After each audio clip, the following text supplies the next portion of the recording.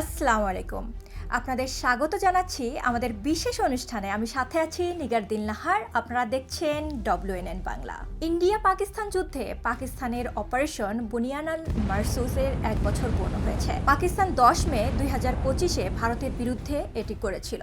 Operation বুনিয়ানুল মারসুস একটি গুরুত্বপূর্ণ mile ফলক হিসেবে দাঁড়িয়েছে, যা কৌশলকে নতুনভাবে সংজ্ঞায়িত করেছে এবং নতুন মানদণ্ড স্থাপন করেছে।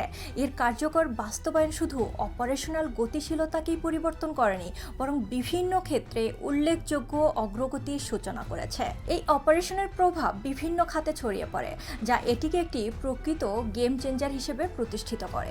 কৌশলগতভাবে গুরুত্বপূর্ণ চ্যালেঞ্জ মোকাবিলা এবং উদ্ভাবনকে উৎসাহিত করার মাধ্যমে এটি ভবিষ্যতের সাফল্য ও স্থিতিশীলতার ভিত্তি স্থাপন করেছে।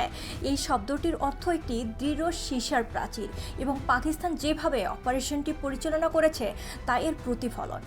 আন্তর্জাতিক ও স্থানীয় উভয় মহল থেকেই প্রশ্ন উঠেছে, কেন পাকিস্তান প্রাথমিক ভারতীয় হামলার তাৎক্ষণিক জবাব দেয়নি, কি ঘটেছিল তা বিশ্লেষণ করা এবং কেন পাকিস্তান প্রতিশোধ নেওয়ার আগে ভারতকে নিজেদের পদক্ষেপ পুনর্বিবেচনার সুযোগ দিয়েছিল তা বিবেচনা করা গুরুত্বপূর্ণ।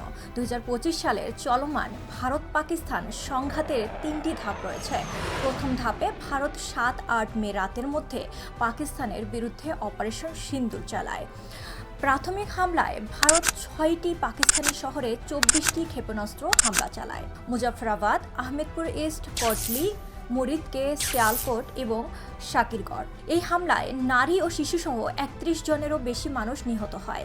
ভারত এই অপারেশনকে 22 এপ্রিল পেহেলগামে সংঘটিত হামলার প্রতিক্রিয়া হিসেবে চিহ্নিত করে, যেখানে ভারত নিয়ন্ত্রিত কাশ্মীরে জঙ্গিদের হামলায় 28 জন বেসামরিক লোক নিহত হয়, যাদের অধিকাংশই ছিল পর্যটক।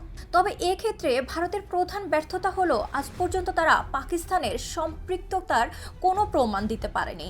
হামলার পরও ভারত তার নাগরিকদের কাছে তথ্য চেয়ে যাচ্ছে।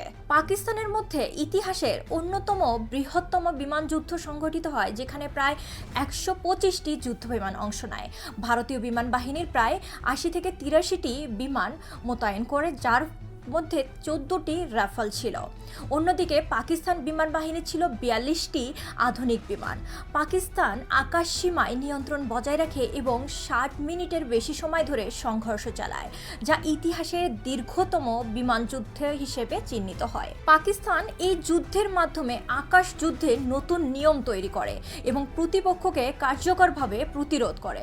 পাকিস্তানি বাহিনী ভারতের গুরুত্বপূর্ণ বিমান প্রতিরক্ষা ব্যবস্থাকে লক্ষ্যবস্তু করে এবং 3টি রাফাল সহ 5টি ভারতীয় বিমান ভূপাতিত করে। উল্লেখযোগ্যভাবে পাকিস্তানের কোনো বিমান ক্ষতিগ্রস্ত হয়নি। দ্বিতীয় ধাপে 8-9 মে রাতে ভারত পাকিস্তানের দিকে ড্রোন পাঠায়। যদিও পাকিস্তান সতর্ক করে দিয়েছিল যে প্রতিশোধ কঠোর হতে পারে, প্রায় 90টি ড্রোন ভূপাতিত করা হয়, কিন্তু পাকিস্তান নীরব থাকে। ভারত মিডিয়ায় ব্যাপক প্রচার চালিয়ে দাবি করে যে তারা সীমান্ত জুড়ে হামলা চালিয়েছে, যা পাকিস্তান মিথ্যা বলে প্রত্যাখ্যান করে। পাকিস্তান জানায় কোনো ইলেকট্রনিক প্রমাণ, আটক পাইলট বা দৃশ্যমান প্রমাণ নেই, সবই মিডিয়ার গল্প ছিল। পাকিস্তান আরও ঘোষণা করে যে তারা কাপুরুষের মতো হামলা করবে না, বরং আগে জানিয়ে দেবে যাতে পুরো বিশ্ব তা প্রত্যক্ষ করতে পারে। তৃতীয় ধাপে 9-10 মে রাতে ভারত পাকিস্তানের 3টি বিমান ঘাঁটি লক্ষ্য করে নুন খান, সারকোট এবং মুরিদকে সব হামলাই প্রতিহত করা হয়। একই সময়ে ভারত আফগানিস্তানেও ড্রোন ও ক্ষেপণাস্ত্র নিক্ষেপ করে। এর প্রতিক্রিয়ায় 10 মে পাকিস্তান অপারেশনাল বুনিয়ানুল মারসুস ঘোষণা করে এবং দ্রুত পাল্টা হামলা চালায়। বিভিন্ন গুরুত্বপূর্ণ স্থাপনা লক্ষ্য করা হয়, যার মধ্যে ছিল ক্ষেপণাস্ত্র ডিপো, বিমান ঘাঁটি, সামরিক সদর দপ্তর এবং সরবরাহ কেন্দ্র। সাইবার যুদ্ধ এই অভিযানের অংশ ছিল। SCADO নেটওয়ার্কের 10% অকার্যকর করা হয়ে যায় এবং উত্তর অঞ্চলের বিদ্যুৎ গ্রিডের 70% বন্ধ হয়ে যায়। নগর বিদ্যুৎ ও বায়ু শক্তি ব্যবস্থা বন্ধ হয়ে যায়। রেলওয়ের ডিজিটাল নেটওয়ার্ক ক্ষতিগ্রস্ত হয়। দিল্লিতে গ্যাস সরবরাহ এবং কাশ্মীরে বিদ্যুৎ ব্যবস্থা ব্যাহত হয়। বিভিন্ন সরকারি ওয়েবসাইটেও বড় ধরনের সাইবার আক্রমণ চালানো হয়। পাকিস্তানের এই অভিযান ছিল সুপরিকল্পিত এবং কার্যকর, যার ফলে আন্তর্জাতিক মহল সংঘাত থামাতে উদ্যোগী হয়। ভারতও উত্তেজনা কমানোর আগ্রহ প্রকাশ করে।